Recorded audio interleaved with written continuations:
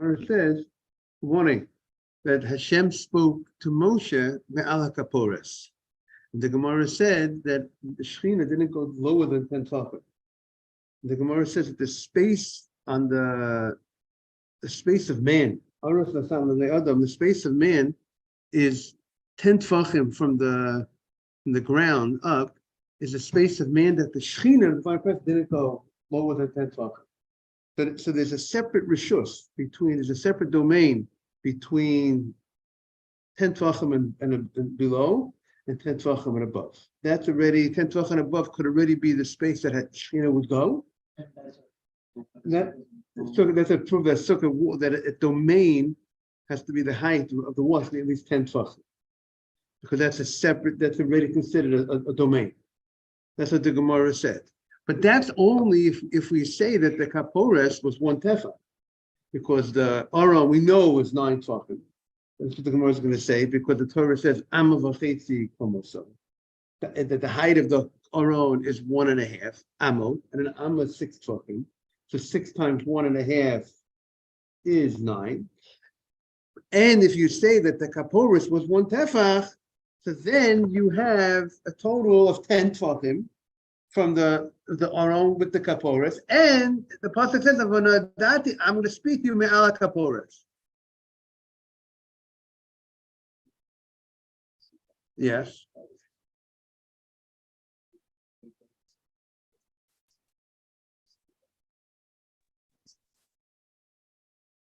Good morning. Good morning, Jaime.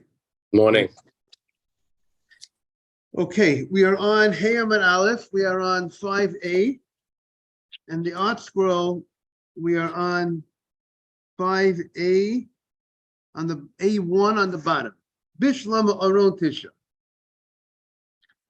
The Gemara, as we said yesterday, stated that the Aron was, together with its cover, with the Kaporet, was a total of 10 tefachim high.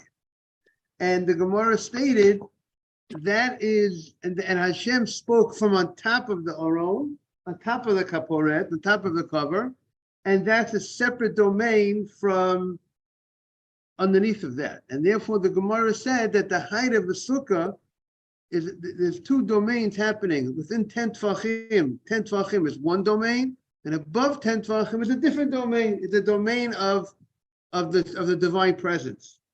And therefore, by identifying the Aron, if we say that the Aron from the bottom of the ark till the top of the ark, including the cover, is a total of 10 tefachim, so that shows us that our domain is 10 tefachim.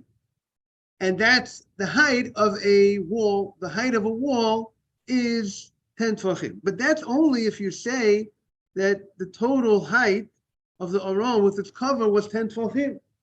Because we said that Hashem spoke above the Kaporet, above that place, and that so above the Aron is a separate domain.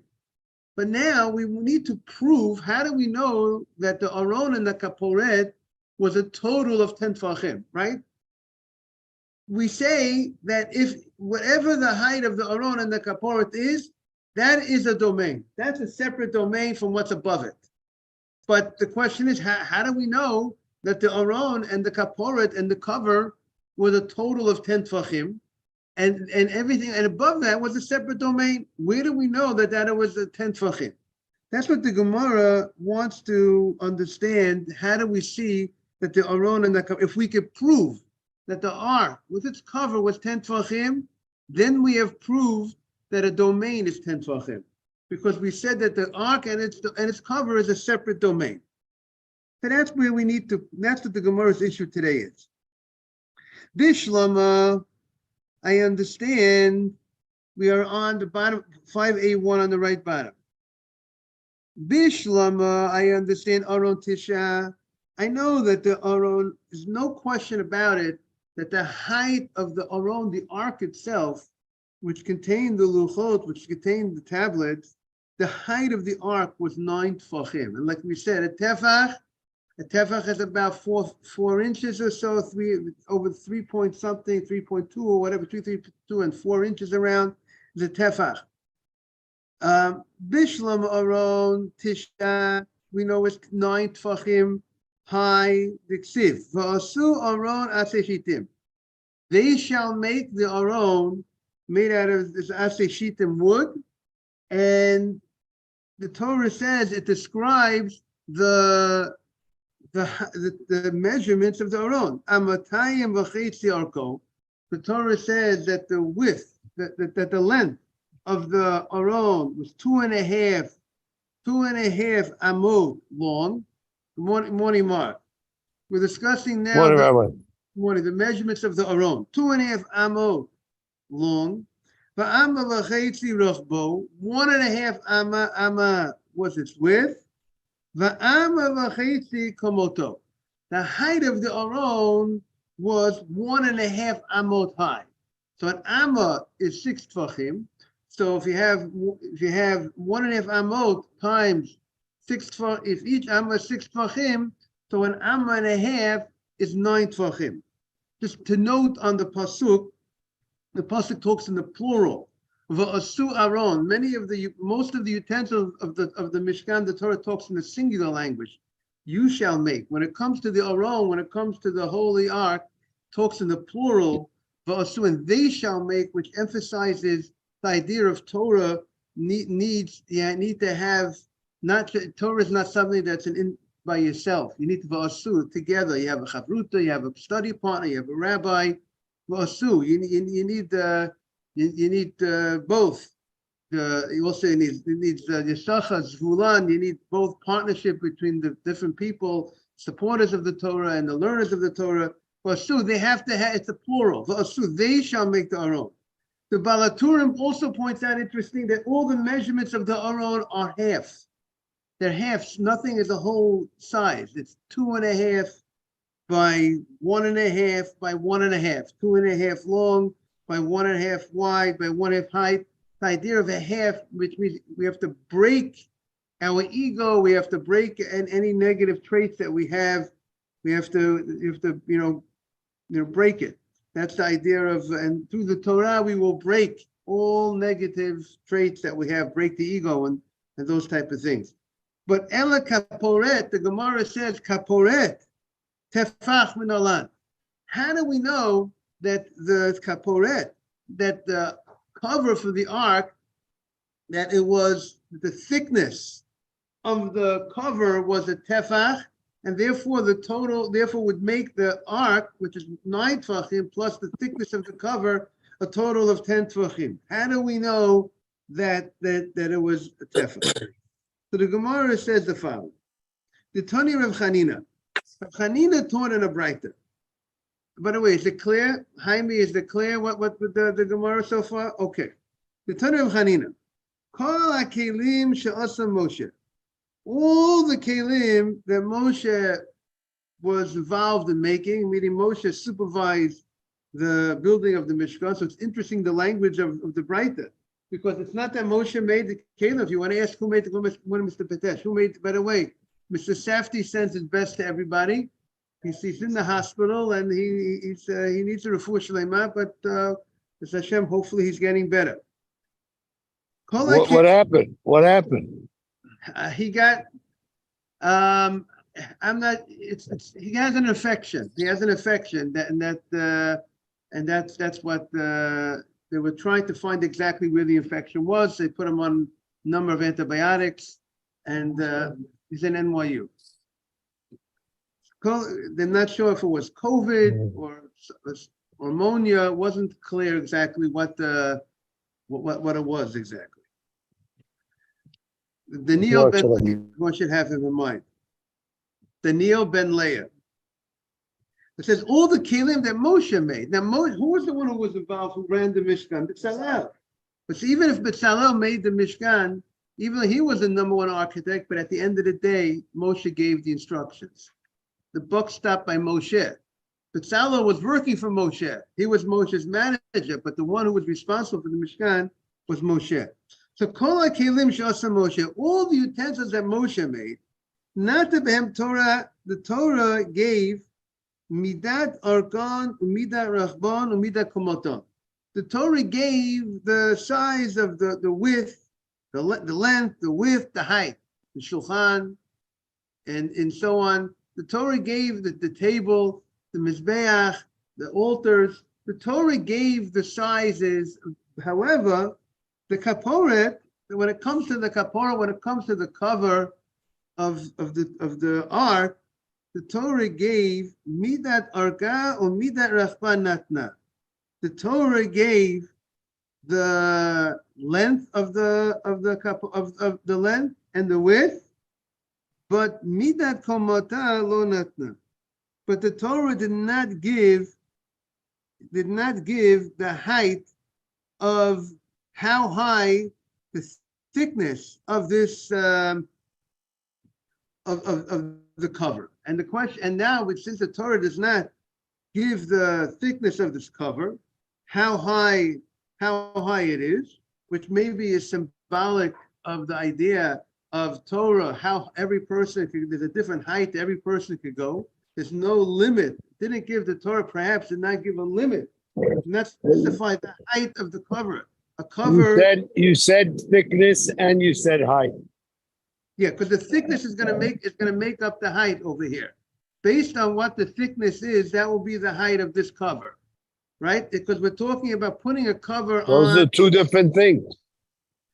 Not necessarily. If you're putting a cover on top of it, on top of the. When you put the cover on top of the like ark, a cloth, right?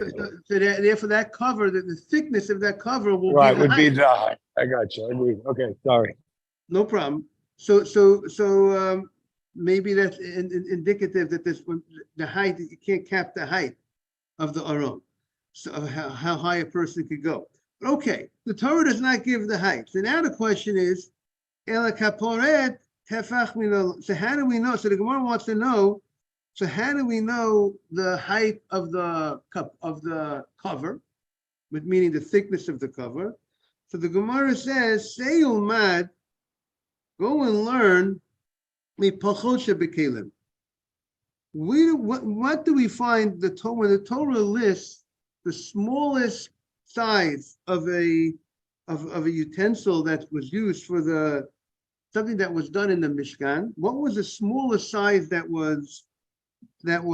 we found? We found the rim around the shulchan, the table where we had the lechem hapanim, the table where we had the showbreads, 5A. Now we're on 5A2, towards the left column. On the table, the shulchan, it says "V'asisa lo misgeret tofach saviv." You make a rim around the table, and what was it? It was the width of a tefach. There was a tefach. The rim was the size of a tefach, and so the Gemara says, so malahalan, and the height of that rim. The Gemara's understanding that this rim went up. It went high. It went vertical.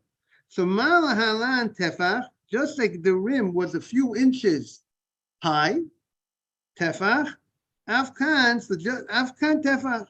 So we're gonna take the smallest number that's mentioned in the Torah regarding a height of something that was used in the Mishkan, which was the what? Which was the rim that was surrounding going around the shulchan. So we're gonna say like a mamatzinu. We found over there that it was a tefach. So we're gonna say here also, the Torah did not need to write it out over here because it's similar to the rim of the shulchan.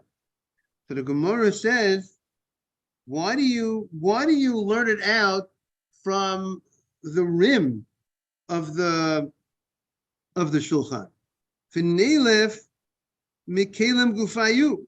Learn from the utensils, the utensils itself, the table itself, or other things which is much more than a tefach. Why, if you're choosing to learn something, right? You have a question. You're trying to identify what is the height of the cover of the aron, of the ark. and you found the smallest utensil, the smallest measurement of a tefach. The smallest height that you found on record was a tefach. Therefore, you say that was a that was a tefach. So most probably this is the size over here also of a tefach. We find much larger amounts in the Torah. We find an amma and a half, nine tefachim height of something of the Aron itself, or some other things. Why do you decide to go after to learn from the smallest measurement? Why don't you learn from a larger measurement, from the table itself, which is a larger measurement? Why learn from the rim of the table, which is very small? Why don't you learn from the measurement of the height of the table, which is very large? Why if you're trying to figure out the height of the cover of the ark, are you choosing to learn from the smaller item? So the Gemara being in the textile business my whole life, the things are going to be, the thickness of a cloth is never going to be more than a tefach. I mean, what cloth is there that you ever saw? Whatever, parochet, anything is more than 2 inches. But the It's kaporet not realistic. But the kaporet was not cloth. It was made out of gold. It was not cloth. It was the cover of the ark was not out of. It's not the drapery. It's the gold cover of the ark. Oh, sorry, forget it. No, That's 2 strikes for me. No, it's not 2 strikes. It's 2 comments, not 2 strikes. So the Gemara says, so why do we learn it in that fashion? So the Gemara says an interesting idea. The Gemara says, "Tefasta meruba lo tefasta," to grab hold of something that might be more, you don't grab hold of, but tefasta mu'a tefasta. But to grab hold of something small, you should grab hold. Yes. Okay. So look at the Rashi. On the Rashi's headline, it's in the first smaller lines in the. And we have a Gemara right there for you. Tefasta meruba. So Rashi says the following: Kol davar shemashmo meruba umuat. If something could go either way, it's possible that it's the larger size, and it's possible the smaller size. Im tefastas tamuat, if you took the smaller size, the idea is when you have something that could be large, it can apply a larger size or a smaller size. The smaller size is always, it's at least that smaller size. It might be more, but it's at least that. So when it's at least that, so Rashi explains, if you were supposed, let's say the question was how much you were supposed to, someone says, I want to give you coins. I want to give you coins. You could take some coins. And the question is how much coins he wants to give you. So coins could mean minimum coins is 2. I'm giving you coins, plural. Now, but maybe he wants you to take 5 coins, 10 coins. But if you take 2 coins, so you have definitely you haven't taken more than you're supposed to have taken. Morning, Mr. Silverman. It's not like you're going to have to return something on the deal. But if you take 5, you take 4, you take 3, when you're only supposed to take 2, so then maybe you did more, you did something wrong. There's a difference between taking more and you have to return, or taking less, but you took, and there's more to be gone. So that's the idea. So when you have something that could be could imply a lower number or a higher number. So if you take the lower number, so you definitely haven't done something wrong. You haven't taken something that doesn't belong to you, but you might have something that more might be coming to you. But when you go for the higher number, so then you will might have taken something that doesn't belong to you, and you have to give back. So that's the mashal that's the same idea over here. If you have a question of what's the size of the cover of the ark, Mr. Silverman, that's what we're talking about, Michael. The cover of the kaporet. The kaporet, what's the thickness of the cover of the ark, and how high is the Gemara? So the Gemara says there could be, we don't know what the max. The question is, the maximum might be the highest, the largest height of a utensil that's on record. That could be the possible. We have many things that have a very large height, and we have many things and we have many things that have a small height. We have the rim of the shulchan is 1 tefach. We have on record a height of 1 tefach. We have on record a height of 2.5 amot, whatever. We have more than 10 tefachim on record, a height. So now, if I have to choose, which one am I going to choose? I'm going to go after the smaller one, because the smaller one it's at least that. It's not that I overdid it. I might. So better to underdo than overdo. Overdo, I might have to give back something. Underdo, I can always add to it. So that's the same way that principle applies. So too, that's how we learn something out. If we need to derive something, so therefore, if the Torah left it for us to figure out what is the size of the height of the kaporet, of the cover, and you have two possibilities to learn from. Good morning, Jake, from the lowest item, the lowest height of an item, or the highest height. The way we're going to learn is from the lowest, and therefore that will teach us. Therefore, we have a right to say with confidence that is going to be the size of the cover, the height of the cover of the ark, because that's how we learn. We learn from the smallest of the utensils rather from the largest of the utensils. So that's what the Gemara says. Okay, so now you're telling me that the way we work is when we want to learn a measurement, we learn from the smallest that's on record, because it's going to be at least that, and that's how we're gonna say. So the Gemara says, I have something that's even smaller. The Nelev Mitzitz, the Kohen Gadol wore a headband, right? And on the headband it said Kodesh LaHashem. So it says you engrave on this headband the words "Holy to Hashem." And this headband, what was the height of this headband? So let's see, what was the thickness of that this headband that he had across his? He had room for his tefillin there. He had a lot going on over there. He has tefillin. The Kohen Gadol, he had this headband. The Tanya, we learned in a Breita. Sitz domeh kemint, and David Feinstein once said that the tzitz, the Gemara says that the headband, each garment of the Kohen Gadol, the Gemara says atoned for a different thing. The tzitz atoned for chutzpah. People have chutzpah. It's a bad thing to have chutzpah. But there is a time and place for chutzpah when it comes to the name of Hashem, for God's honor. You stand up and you don't, and you act. You're strong about it. You know. That's only Kodesh Hashem. Because for Hashem, that's where you could be. Don't be embarrassed what people say when you're doing the right thing. Stand up for what's right. Okay, there's a way to do it. Okay, Kodesh Hashem. So since Dome Kimin Tashel Zahab, it's like a plate of gold for Rachav Shtei Atzbo, and it's the width that it's going to be 2 fingers. A tefach is 4 fingers. The size of a tefach is four thumbs. Okay, so you put 4 thumbs. If you want to look over here for a second, 4 thumbs like this together makes a tefach.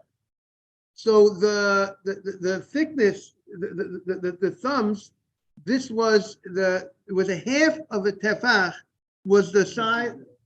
Half of a tefach. That was the size of the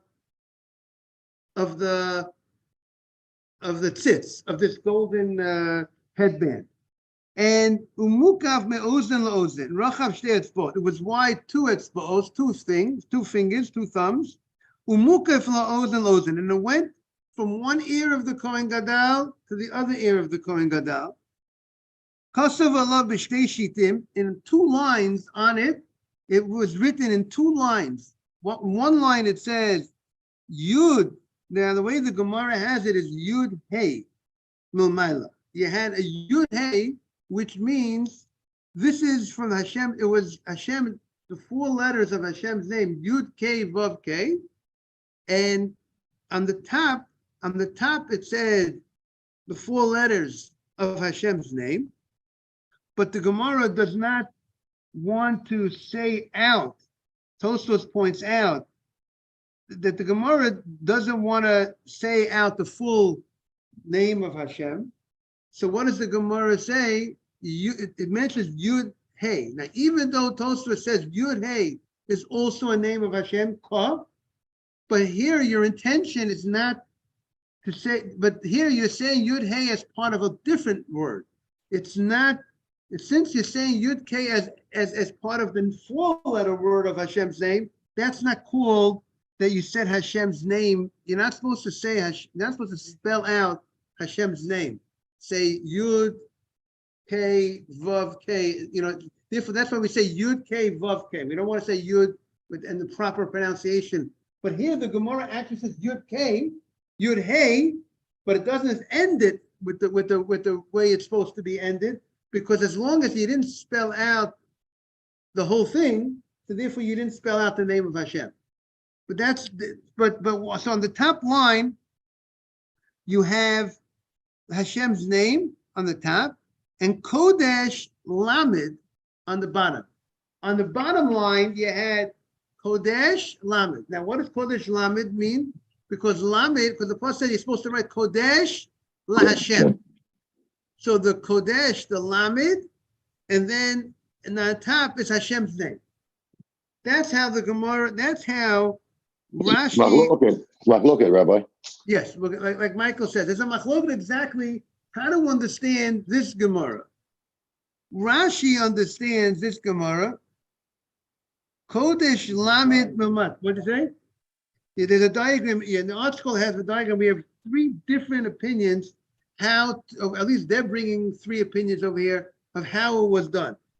The way our Gemara, the simple read of our Gemara, is Hashem.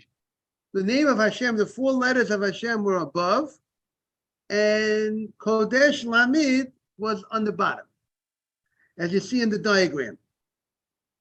And the reason for that is because we don't want to write the name, even though the way the order of the Torah is, even though it says you're supposed to say Kodesh Hashem, but it's not appropriate to write Hashem's name on the bottom, God's name lower.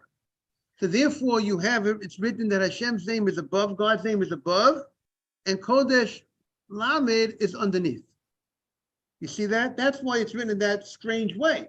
If you're writing Kodesh Hashem, so shouldn't you write Kodesh on top and then on the bottom Hashem? But no, the reason why we do it this way is because it's not respectful that God's name should be on the bottom. Also says, but the only problem is it's very difficult to read. How do you're reading it that's not a way to read, about the tzitz, we're talking about the headband that they're going on it. There were 2 lines the Gemara said. One line it said Hashem, and one line it says Kodesh Lamed. Also, what did the seats do, Rabbi? They made the mechaper a bad pigul korban. Whatever was bad, whatever it saw would make it good. Okay, and also it's mechaper on azut metzach, and also brazenness. So the question is, how did they write it? So Rashi seems to understand the word Hashem, God's 4-letter name, was on top, and Kodesh Lamed was underneath. Tosfos says that it's not logical that you wrote it in that fashion because it doesn't read straight. You don't read from underneath a line to above the line. You read from the top bottom. So Tosfos says, if you see the picture, the second box is the way they wrote it, that Hashem's name was above, but it was more to the end of the line, and Kodesh Lamed was underneath, to the beginning of the line, and therefore, since that's the case, so it reads pretty good. So you could read it. It's readable. You could start reading this way. You could read this way. You don't read bottom up. You could read holy to Hashem. That is the sentence. So Tosfos says it's more logical that you would write it in a way, you want to get Hashem's name, God's name above. You don't want God's name to be underneath. So, but put God's name a little bit over here and put Kodesh over here, so it reads pretty good. Kodesh la Hashem. Is that clear? So that's then the other opinion is they understand the Gemara is that it's actually, the name of Hashem is actually underneath, but it's not directly underneath that. It's that Hashem's name is at the beginning of the line, and then on top of it is Kodesh Lamed, but that top is at the end of the line, and that's a proper way to read, of course. Kodesh on top, Hashem underneath, but since Hashem is not directly underneath this word, so it's not disrespectful for God's name that something else is on top of God's name. The Kodesh Lamed, Hashem right over here. So those are the three different ways. And the Gemara is going to say something fascinating in a moment. The Gemara says, so that's the story about the sits. V'amar Rabbi Eliezer, Rabbi Yossi. Rabbi Eliezer, Rabbi Yossi makes an amazing statement. He says, Ani re'itiv b'Romi. I was given the privilege to go into the treasure house in Rome.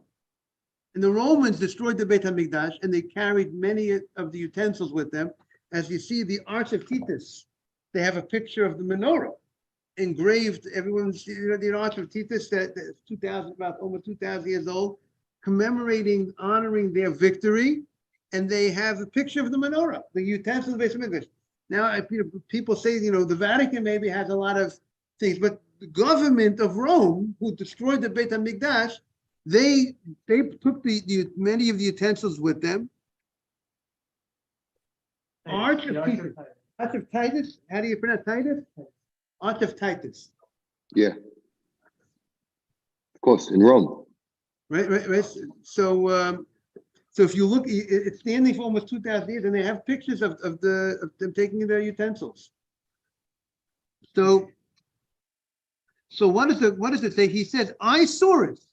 They let me in. There's a whole story why they let him in. They gave him permission to see. He says, I saw it, but the way it was written, the way I saw it written, the cost of Allah Kodesh La Hashem v'shita achad. It wasn't written in two lines. This is Rabbi Eliezer, I think. We'll see. Rabbi Eliezer, Rabbi Yossi. You see it? It's an amazing thing, just a testimony to our history, right? You see the menorah there? Mark, you see the menorah? They're carrying it. Someone's carrying it. Yeah, someone's carrying the menorah, right? Over their shoulder. So he says, the way I saw the tzitz, I saw it was written in one line. Kodesh Hashem. So the commentaries point out, the Rabbanan still say it's supposed to be written in two lines.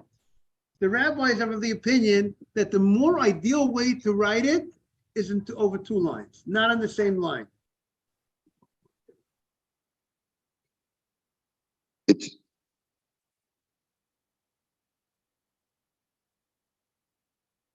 Yeah, but this, the rabbis over here, right, Rabbi Akiva was there at the time of the destruction of Beit HaMikdash. It's also written like the Shiviti, they say. But we see this rabbi who actually says it's a late recording. Maybe the rabbis they didn't. Maybe we don't have the earlier rabbis discussing exactly how it was done. The later rabbis are discussing how it was done, and he says, "I saw it was written in one line," and we say that even though he saw that it was written in one line, but the rabbis are of the opinion that still it would have been better. It's more ideal that it should be on two lines. Yeah, but the rabbi physically saw it. What did you say? Now, the Chachamim stick to their opinion because they know that the one that Rabbi Eliezer saw with his own eyes was done b'diavad. Was not the ideal way to do it. He held that the best way to do it over two lines. So the Gemara says, so why don't we learn, if we're learning from the smallest of the Kelim, So learn out from the tzitz. The tzitz is something that's very small. It's even smaller than a tefach. So the Gemara says, Donin kli mikli. We learn a kli from a kli, and we don't learn the ain't donin kli mitachshit. We don't learn that. Remember, the tzitz is considered one of the garments of the Kohen Gadol.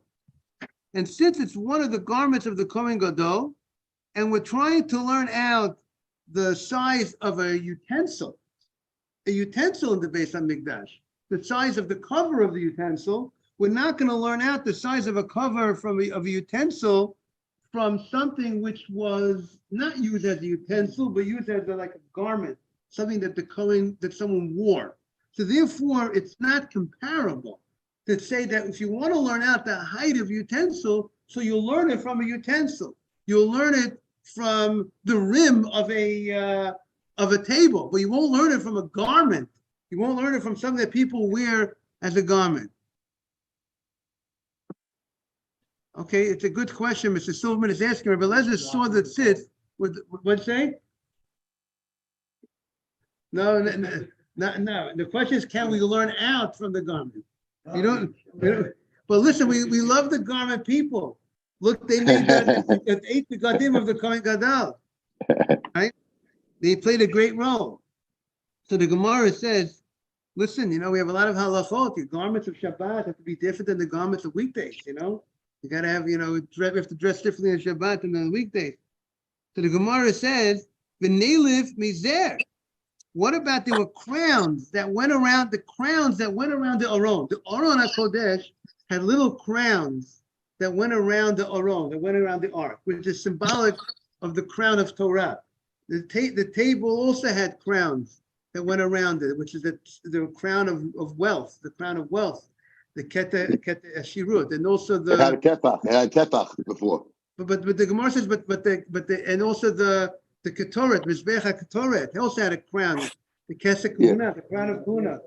Right. So a hat. But here these are little golden crowns. The Lechem Panim had a tefach, Rabbi. What do you say? Only the one that had the Lechem Panim had a border before the crown. Right. But now so the Gemara now is asking about why don't we learn out from the crown? The height of the crown was almost nothing. The height of the crown, if you want to learn out from the smallest thing, the Gemara says, why don't you learn out from the crown that went around the shulchan, the table, the crown that went around the Aron, and the Mizbech Hazav, the Omar Mar Zeh Mashu. The crown was a very small height. The crown was almost very little. So the Gemara says, Donin Kli Mikli. We learn out a utensil. We want to understand the height of a utensil that serves as a utensil, serves as the cover of the ark, which serves as a cover. Morning, Aaron. We learn out from another utensil, but we don't learn out the ain't donin kli mehechshe kli. We're not going to learn out a size of a cover of a utensil from something that was used not as a utensil, but just to adorn, just to beautify the ark, or beautify the crown. The purpose of the crown was not for serving as a utensil, like a cover serves as a utensil. So, Rabbi, you're saying that because it was decorative, we don't learn from it? Right. If we want to learn something that's not, we could. Since the item that we're trying to learn is something which is not used as a decorative point, meaning the cover is not decorative, not the purpose, not decorative, we don't learn out something. We couldn't draw a conclusion from a decorative. Right, because it's a different category, just like we couldn't learn out from the clothing to utensil. So the Gemara says, if that's the case, miskeres nami hechshe kliu. The Gemara understands that the way they made this rim of the table was also for decorative purposes. So therefore, how can you learn out from the rim of the table? It's also decorative purposes. So the Gemara answers no. That we're going to see tomorrow that there's an opinion that says that the rim was not made for decorative purposes for above the table. It was underneath, that the table actually rested on this rim. We'll see tomorrow more details. Have a great day, everybody. Thank you all. We should look forward to having the Beit HaMikdash back. And Amen. we'll see it again. Amen. Good And Mark will make the garments, and Michael's going to be Bezalel. Okay, Jaime said you're gonna make the garments of the Beit HaMikdash. I And love Mike Michael. will be the Tzalel. Michael, Daniel Ben Leah. Daniel Ben Leah, that's Mr. Safdie, to have him in mind as you get strong Amen. again very Amen. soon. Refuah Shlema for a Yes. great man. He's Yes. he's the finest. Yes. Love you. Have a H. Have a great day, Rabbi. everybody. Succah. But you know, they say it takes one to know one. You ever hear that expression? Time is a mirror. Bye, Love Rabbi. you. Love Take care. Have a great day. Bye-bye. Jaime, I got you on that one. you. I'm speechless. Okay, very good. You got it. All the best.